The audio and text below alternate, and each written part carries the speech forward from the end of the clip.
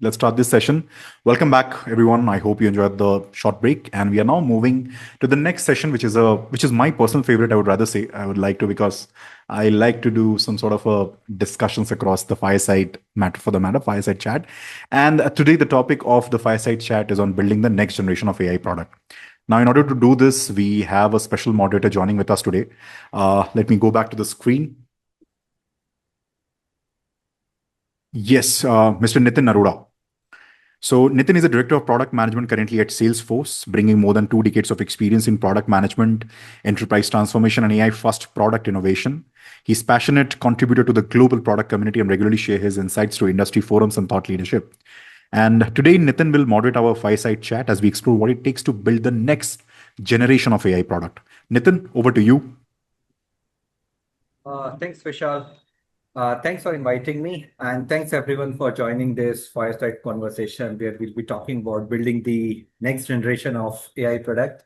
And this topic is close to my heart, and that's the reason I volunteered for this. And I'm excited to welcome Tim and Rangarakesh. So one thing we'll make sure is we'll refrain about talking new AI technologies, tools, framework, or LLM models. But because both the senior leaders are over here, we'll be focusing more on how we are trying to solve customer pain points, generating value for them, and net we are creating a sustainable business value.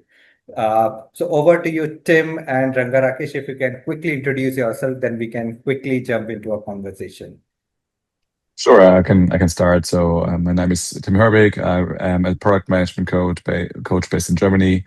I started working in product management in 2010. Since then, held a couple of roles in B2C and B2B products as a product manager and head of product.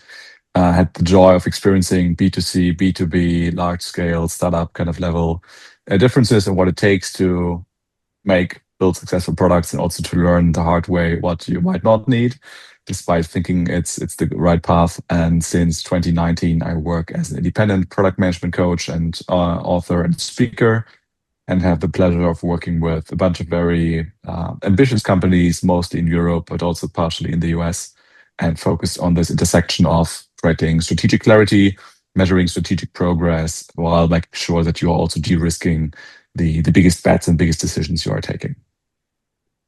Yeah, thanks, Tim. And I'm pretty sure we'll have a wonderful conversation by seeing your experience. I'm going to ask really tough questions today. Thank you.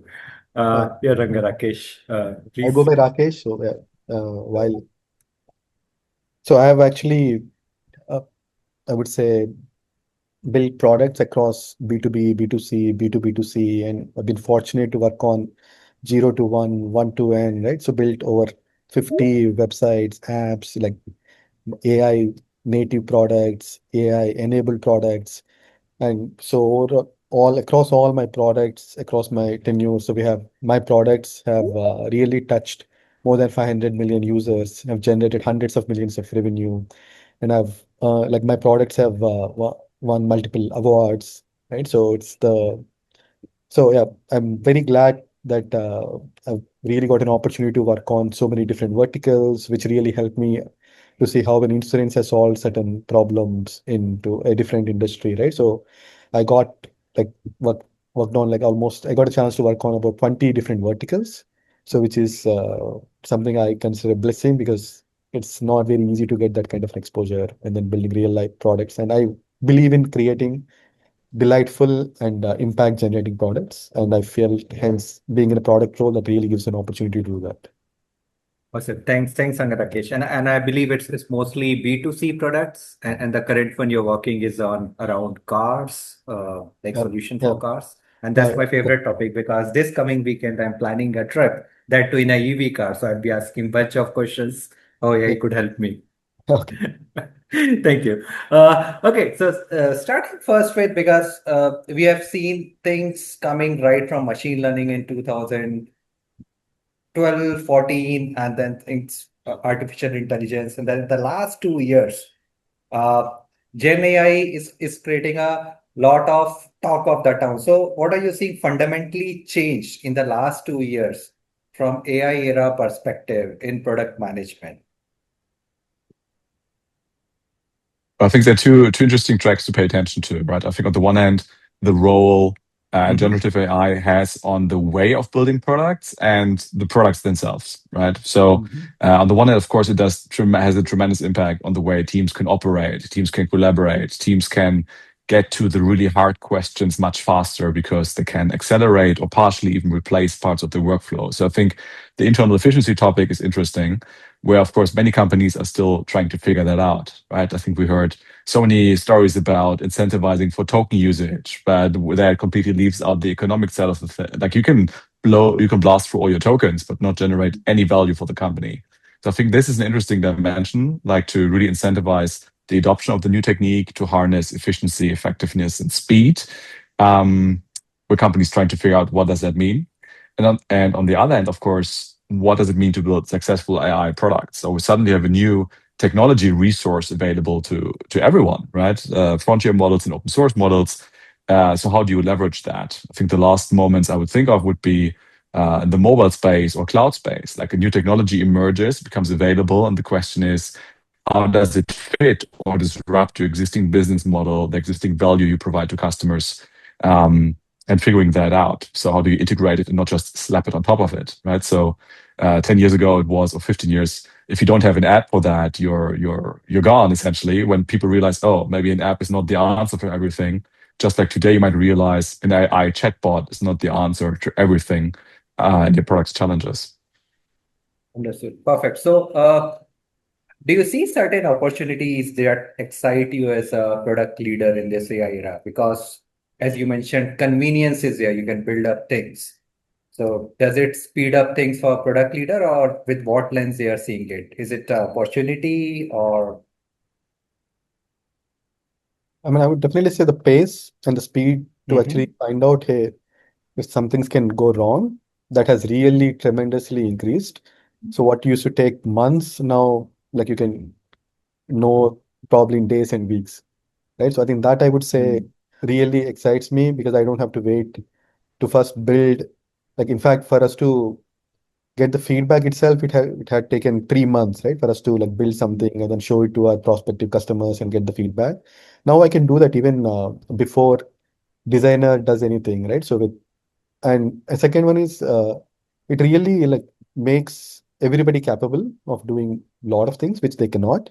But for the life of my life, I cannot really draw a straight line, right? So now the way you need to do the design is no longer using tools to draw a line, it's just English, right? So now I think a lot of leaders have said, hey, it's English is the new software language. So I think that's what I would say has changed, and that really democratized a lot of things for everybody. That I personally excites me, so that it's earlier it takes decades or for you to like understand master Java to really be at a certain level to do certain things. Now none of that is needed, right? So all really you need to know is, say, what is the problem statement, right? And what is the solution that you know is really going to be solved using AI. That clarity, if you have, that's, I mean, it's very easy to now build a product and then also even test, hey, whether that would work or fail. Yeah, I think that's how that really makes a huge change in the way the products get built in the AI era. Great. You touched a very good point around pace, agility, and execution. This brings back me to a fundamental question of, let's say, as a product leader, typically before AI age, like there's a defined life cycle. You typically do discovery, there's a hypothesis, keep on validating it. There's a primary research, secondary research. There's a defined life cycle to this. For a product manager, what all phases it has to go through. So is it like implementation is becoming fast? Are you seeing certain things changing for a PM in the initial cycle, or they are seeing those things as is, or over there also they're making use of AI? So what are the pros and cons, or how things are changing in that direction? So one thing that actually now a new question that we needed to answer is to get the test data, right? So we are now building one product which requires crash detection, right? So how do I get that? Cannot be something that's easily available. So now that has really come down to the product manager to really find out how do you, because you're the only person in the room who can, I would say, facilitate that. So that is one I see like is a fundamentally like it's a completely new thing, right? This is something that we never had to answer or like has to really find out how to arrange for that. Eval set I would say is still relatively straightforward, at least for a lot of areas that where we built our AI products. I could very easily like define what that is, right? However, for me, the biggest challenge had been in certain cases arranging the test data for you to really train your model is one biggest challenge. And other one I see is that your role post launch has now changed. It's you're still because it's not end in the old world. Hey, like you launched, it's done, right? So here, like there are like drifts, there are like lot of escapes. So you have to be like continuously aware of it. In fact, we have now built another model-based workflow to continuously evaluate our AI product output so that like we know if some things have gone wrong, but it's otherwise not manually feasible to really see like where things are going wrong or where things went wrong. So I think so these are a few changes that I noticed, which was not the case in the pre-AI era. Understood. So these life cycle remains same, like discovery phase, customer interviews, etc. Mechanism is changing and it's becoming fast. And if I have to conclude, it's more like now data is available and I can feed in the data on certain models, come to some conclusions. Okay, perfect, perfect. Now, one So example I just want to add. yeah, So please. 2 years ago, we built, I said it in previous for the folks on the call. So we took almost we couldn't really show the prototype during the discovery phase, during the first few months, weeks, right? Because we're doing simultaneously discovery, design, building, because we really have a very uh, hard target of building everything in 6 months. All teams were like working in parallel. So hence we actually really had to get our customers to like tell us what problems that they're facing, what is their needs and all of that by using their existing products. So a year later, now, like at the beginning of the interaction itself, we were able to generate a AI prototype and we could actually showcase what we're planning to build and get a feedback very early, even before our designer team has even thought about what design system, right? Even anything was done, we were able to actually get feedback. So it's really so much condensed in terms of your ability to get feedback in the discovery phase, like in other places too.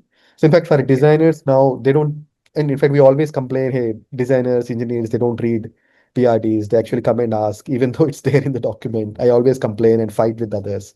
So you don't have to do that anymore because they do see a prototype. It really gives them a good indication of what you are expecting to be built. So I think those are the few, and hence it reduces the iterations, your time. In fact, we built an agent for designers to ask us if they have any queries. They now ask the agent. They don't ask us. So we have fed our PRDs, we fed the entire knowledge base. So now so hence we are really trying to protect. See, one thing I found as a variable is that the time that you spend supporting downstream teams is like very, I mean, it's very difficult to monitor. And very soon you realize that, hey, most of your time is going to supporting designers, engineers, in giving walkthroughs, answering the queries, right? And then giving sign off or like looking at the defects, is it correct or not? So all of that time goes unaccounted. And second, it's not helping you to really build what is new, which is only you can do.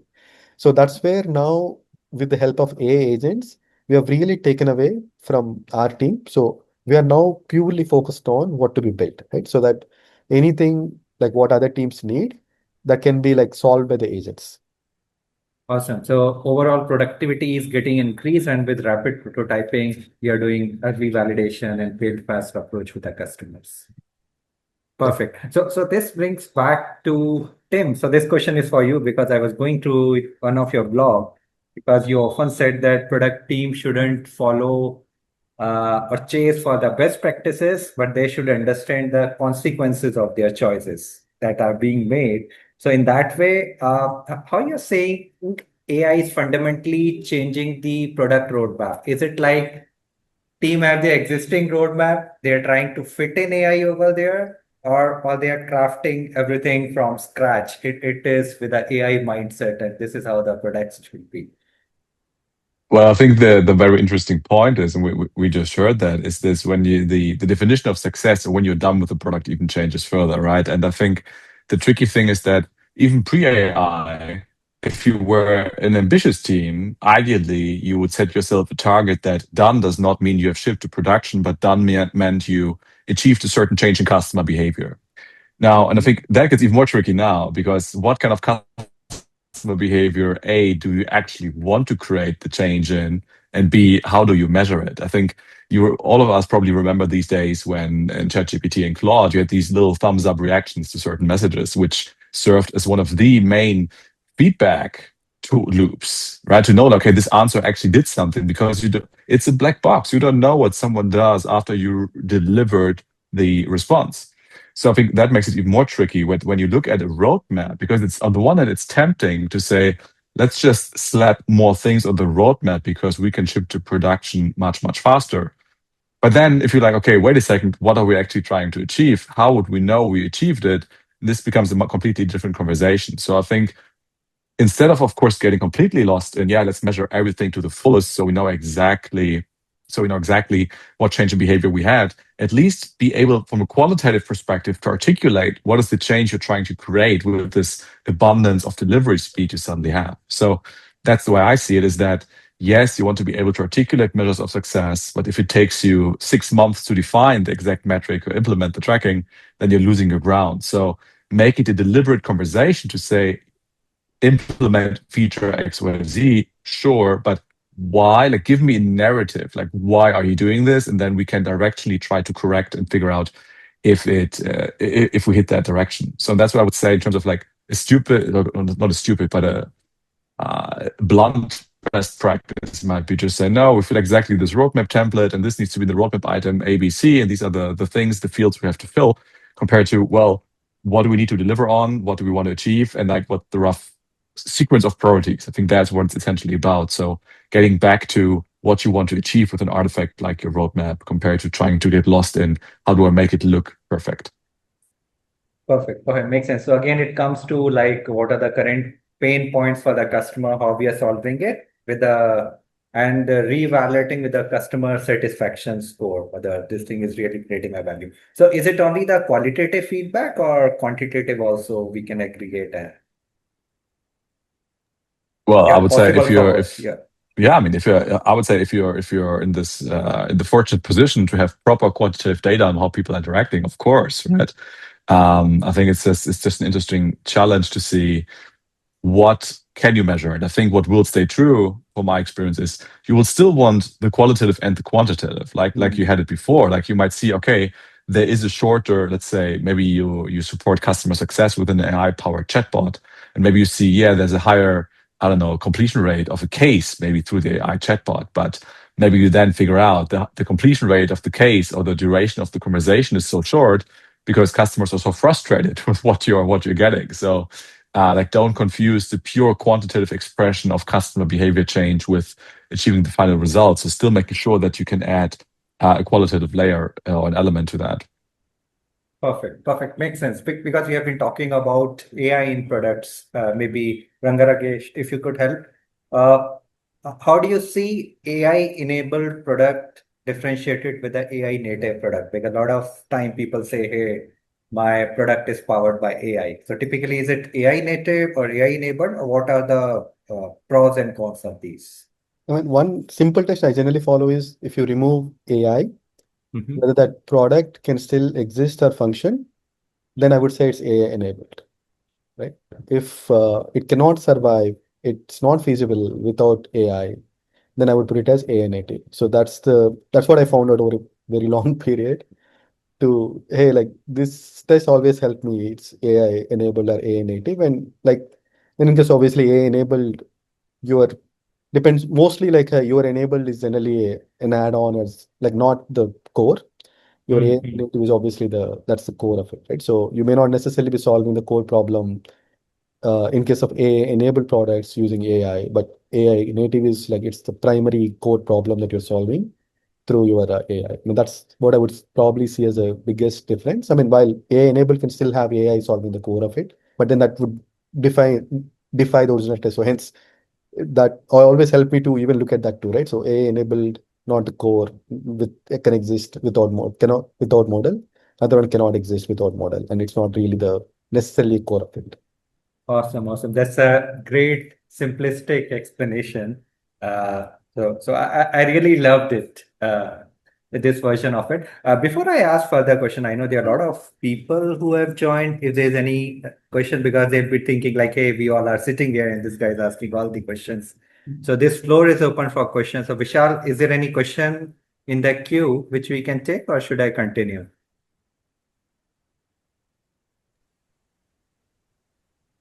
Probably people can raise their hands, they can ask questions. We'll wait for a couple of seconds over here.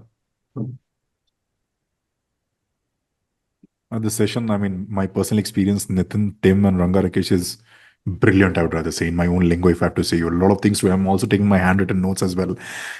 Fantastic, just mind-boggling for the matter. I don't see any more questions over here. Nitin, you can continue, please. Sure.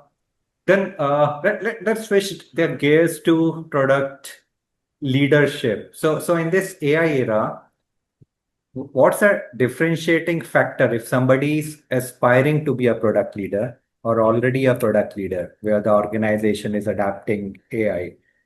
How they can excel in their role? Like what are the three mantras that they have to follow? Well, that's a really good question. I mean, as a product leader, particular for me, that always means that you have some kind of disciplinary responsibility. So your job, your product is essentially your product is no longer the product. The product is the people you that report to you. So I think that will stay the same. As in, okay, how do you have to raise the bar in terms of how you want them to develop? I think that's the first thing. Like, pay attention. Like, are you trying to bring? Do you still is the bar you're trying to bring people to still at the right level? So, what's the ambition essentially you want from people to go for the personal development? I think that's the first thing I would keep in mind.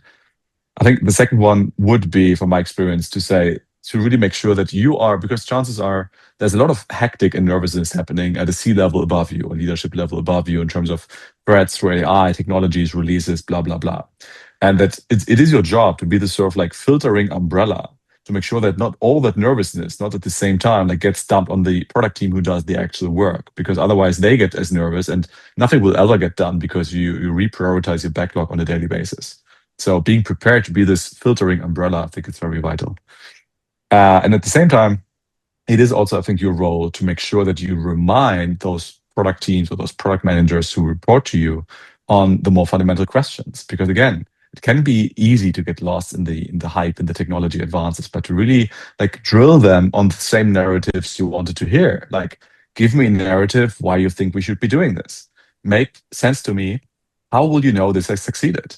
How does this fit in with our company's strategy and business model? Like, these fundamental things, it's your role to repeat them like a broken record so that it truly sinks in with people. So if I would have to boil it down to these three, it would be like that for me. It would be to make sure that people aim for the right bar in terms of personal development, be the filtering umbrella from C-level nervousness, and at the same time holding people to a high standard when it comes to the fundamental strategic narratives of building products. Awesome, awesome. That's great. Then a follow-up question on this.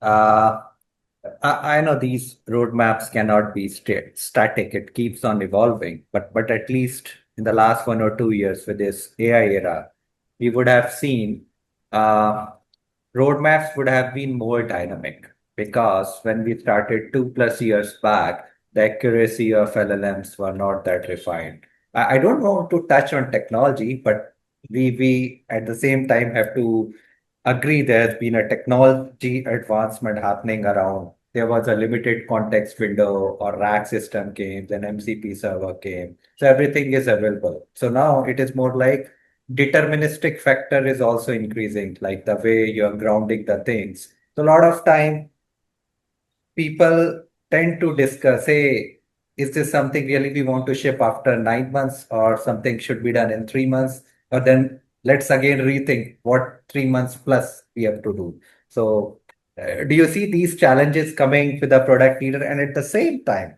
because when for C-level executives, you have to present your roadmap or things, end of the day, how much revenue it is going to generate, whether it will be Mhm. profitable or whether customer is going to buy it, because there are two sides of Right. pressure coming around. So Yeah. how these Yeah. product leaders have to handle it? So I would start backwards. So the first thing I would Mhm. say is I think the problem that we had even pre-AI was the idea of that you tie company revenue to individual feature releases. Like this has always been a bit of a busy work waste of time because there's so much going on in the market dynamic, particularly when you're in B2B. Like it's impossible to pin an individual release to a specific monetary value. Of course, you can form correlations, like 100%. And I think teams should aim to create economic value for the company. But you can't you can't pin it to the euro, like to the release, to the dollar. So I think that's easy to make it a busy work waste of time. Um, I think the second bigger point is that you touched on is yes, we have experienced a drastically shortened theoretical time to market through accelerated building, and that means that roadmaps will be much more different. But the problem is that if you focus the roadmap only on what gets shipped, like you have a very fragmented and very puzzled like arrangement of different things you can do. But I have the experience that I have so many clients who tell me even pre-AI, they had issues of getting, particularly B2B, they had issues getting the features they built adopted by customers, even with a normal cadence. So, how would you expect if you throw the tenfold number of features at customers that the adoption of these features becomes any better? So the problem is the problem is not like that you can ship not fast enough. The problem is do you get people to actually use the product or the feature that you've created? Because if they don't use it, it means they won't see the value, which means that the risk of churning is much higher. So it's not just about the product delivery capability, it is also about rethinking product marketing, which is responsible oftentimes for driving adoption. So I think this is often to be forgotten because just because something is shipped does not mean it will get used, and thereby is not guaranteed that it will create value for customers and therefore the business. Makes sense. So here the importance is still on customer discovery, because that's a prominent piece. Well, it is, but again, I would say even post-launch, like making sure, like, what is your idea of getting the feature into actual hands and usage of customers? How do you plan on doing that? Because you can't just throw the 10 times higher number of features at customers and expect them to use all of them and love them like before. Perfect. Got it. So I'll come back to Rangarakesh on the same point. How to, maybe with some real-time example, how to leverage AI for customer discovery. Let's say if you have to launch a product or specific feature, mainly in this B2C segment. And I won't mind if you're talking about cars, because that's my favorite topic. So if you're launching any new features over there. So because with a lot of technology advancement tools, so is it helping you in customer discovery? 100%. It actually, I would just going to add one more. So now we see a small layer within the roadmap for you to identify which ones you want to prototype and get the feedback from your prospective customers.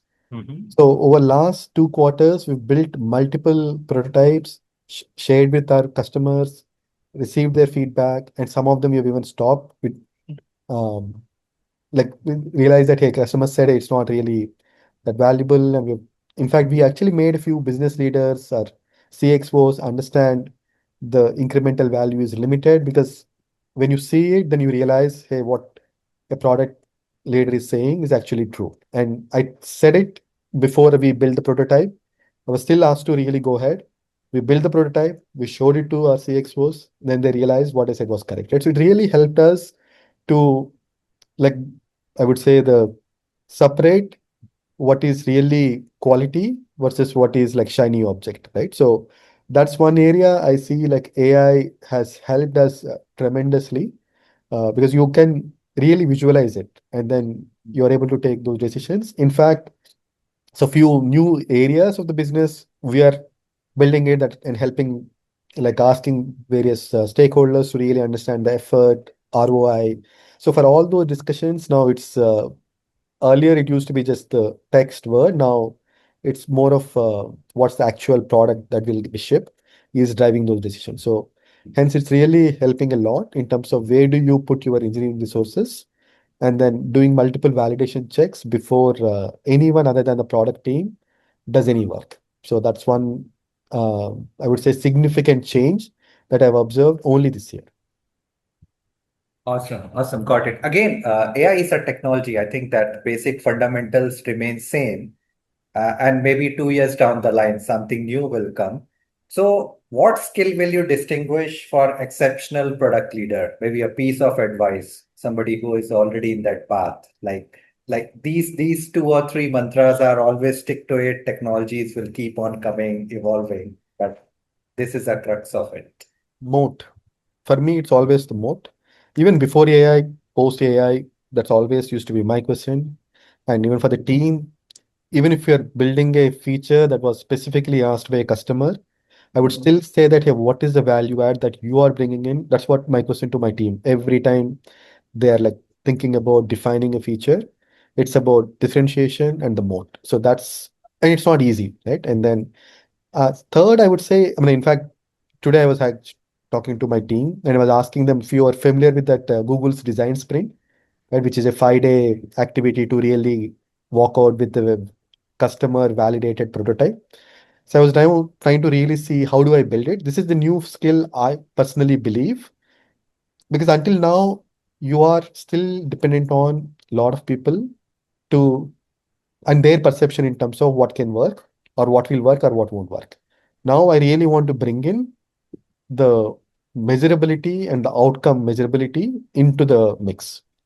So I want to really say that, hey, now I built a new, because we've done a few iterations and we found out actually every passing iteration reduce the conversion rate. Now I don't want to build anything new. So I want to now first build, design it, and then I want to really ask, like use agents to figure out and giving the right set of data and prompts. Obviously, I know it's not going to be accurate initially, but that's what I'm a firm believer to really see if it's mainly your ability to, in fact, I predicted a few of them. I said this one is going to mean X dollars.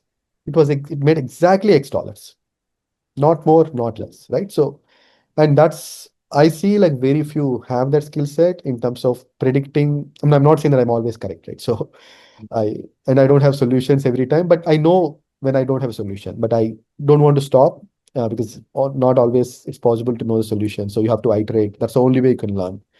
But so this is what I would say is like, hey, your A, ability to like create a moat, and B, like, hey, if you're able to really predict the outcome, so these two like is not easy to master. And there are no frameworks, nothing that tells you. I mean, I actually came across one beautiful framework. They talked about whenever like somebody visits your, let's say, web page. So with every interaction, how whether that increases or decreases the intent, right? Because obviously if intent goes on decreasing, if below certain threshold value, then that results in a abandonment. So, but there is no like a easier way to apply the framework, right? It doesn't tell you like if you have to type, your intent goes by 5 points, right? If you see a Mhm. offer, your intent goes up by 10 points. Because we did try adding offers, with and without offers, we've not really seen much of a difference, right? So there is no, while the concept is beautiful to say that, hey, like measure the intent of every interaction, every element on the page, how it adds to it. But there is no definitive way of really assessing the contribution of each and every element to enhancing or decreasing users' intent while they're interacting with your products. So this is still an art. There is no science. So I think hopefully over a period of time, AI, wherever I see there is a art, I'm seeing like AI is coming into picture, right? So now the design, AI is actually really able to do that. For me, design has always been an art and it was very difficult for me. Anything logical, you give it to me, I solve it. Anything you ask me to like do artistic stuff, it was difficult for me, right? So, but now AI is coming in and then bridging the gap. So I see that's one of the biggest differences because prior to AI, there are a lot of rule-based systems which you can easily build. But AI is the one that's really like addressing the art piece. So hence it cannot be easily codified. To build it is where it's like over a period you learn through iterations, right? That is where I see AI is coming in. So it's maybe over a period of time, the predictability may go off, right? Because AI is now able to predict. So I think then the only thing that could remain is your ability to define a moat and construct a moat, right? So that Somebody else cannot really come and because building is very easy now. It's no longer difficult to build something, right? So hence you are the first person to build. In a day, somebody can come and copy you. But the moat that you build will actually help you protect yourself. If you don't have the moat, it's going to be extremely difficult. So hence maybe I would put one single quality is your ability to really understand the overall problem space and then understand your solution and see your solution, what is a moat it will have, so that any potential competitor or alternate solution has lesser moat than what you have defined is the one that truly differentiates. And it's not easy to master. It takes time. It requires deeper understanding of your customer, empathy, right? Product, uh, craft. So that's what I would call out is what you need to have. Awesome, awesome. So it's more like the basic fundamentals remain same, plus there should be a moat, and then you have to leverage this AI. But before I come further, the list of questions. So Vishal, a quick check. Is there any question in the queue?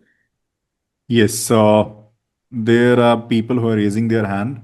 Mhm. Let me just quickly go ahead and unmute, ask them to unmute. Uh, Azharuddin, please go ahead. You can ask your question. Yeah, thank you, Vishal. Am I audible? Yes. Okay, so I have a one question to Tim. So this, since I also work for the European company, so with this EU Act, AI Act and other European regulations evolving, how should the project managers balance regulatory compliance with these responsible AI principles, without slowing down this experimentation and innovation? Well, that's a tough one. I mean, I think European companies are, of course, by no means strangers to the pressure of regulation. And I mean, even America, even US companies, right?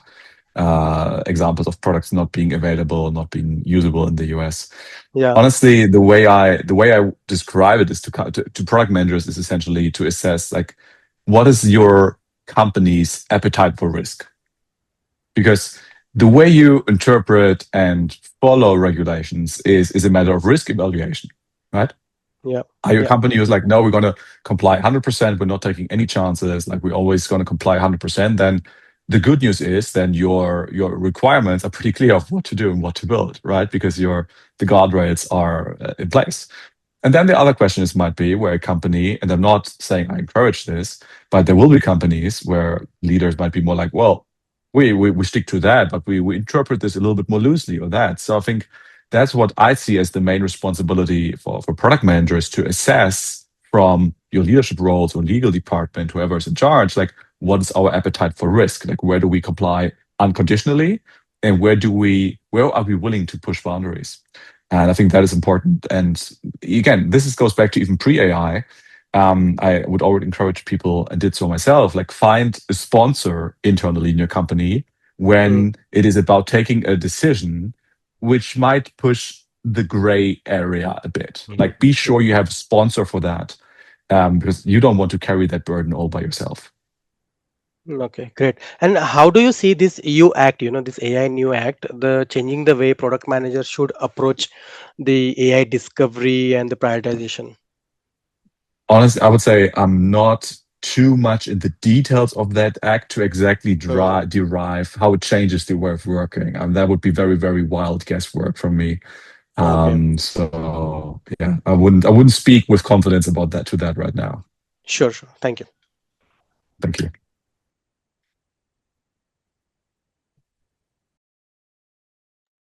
Vishal, is there any other question? Yes, people are raising a hand. Jayasagar, you can go ahead. Hi. So this is the question for both Tim and Rangarakesh. So I just wanted to understand, like with the changing roles of a PM, we have been focusing completely from a user-centric model, and revenue-driven is there, but it was not that much of a consideration. But with the changing times with AI implementation, it's user-centric, ROI, and token-driven. So, how do we handle such situations? Is there any way that we have to follow, and is there a new metrics as such that one can look into while handling this?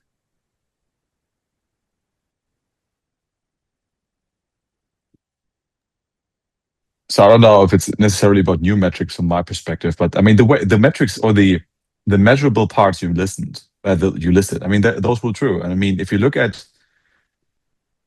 common good practices of goal setting, whether it's ours or something else, are always about describe holistic success to me. So holistic success typically means what is the economic upside we're looking for? What is the change in customer behavior we're looking for? What is maybe the process quality we're executing? But maybe what are also guardrails in terms of the economics of how much we put in something. And so I would say if you feel that there's uncertainty on your end, like how many tokens is this customer feature worth to the company, then try to establish it as like a counter metric, like ask for counter metrics. Like, yes, customer change XYZ, revenue potential ABC, but use the limit of token usage of whatever number you will want to put in. So if you feel any of these triangles you described, if you feel that uncertainty, I would try to, and again, common goal setting practice asks you to be specific.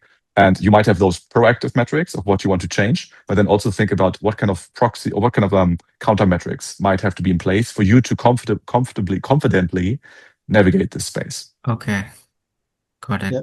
To add to what Tim said, I would actually just slightly define in a different way. I would call it as do a pre-mortem and then define, hey, what can go wrong?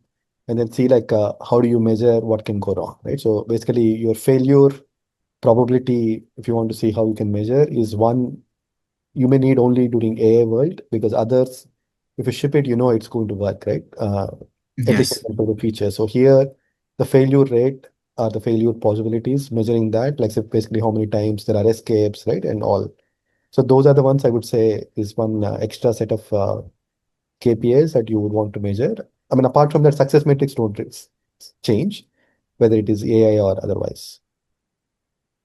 Okay. Yeah. Thank you, Tim. Thank you, Rangarakesh. Thank you so much. I think there is a one question. Actually, I think Jayasagar has already answered. That's all, folks. I don't think so. Anything, any more questions are from the attendees? Thank you so much. Nitin, you'd like to conclude this? It was a great conversation with Tim and Rangarakesh. So, because a lot of time we hear about AI hype, and thanks for simplifying these whole conversations. And I'm pretty sure the participants would also have gained insight out of it. And thanks, Tim. Thanks, Rangarakesh. Thanks for your time. Thank you. Thank you so much. Thank you so much, Tim. Thank you. Let me just quickly share my screen. This is a small token of appreciation from, from PLF. Thank you so much for your valuable insights, Tim. Amazing insights at the Global Product Leadership Festival. Thank you. And Rangarakesh, thank you really so much. Really fantastic. I'd rather, with Shivang discussion, the moderator being Chirashri, I have covered my own hand notes as well. We discussed, we got into the depth of both the element of product design as well as the product leadership. Thank you so much for your valuable insights. Thank you so much, Nitin, for moderating this session as well.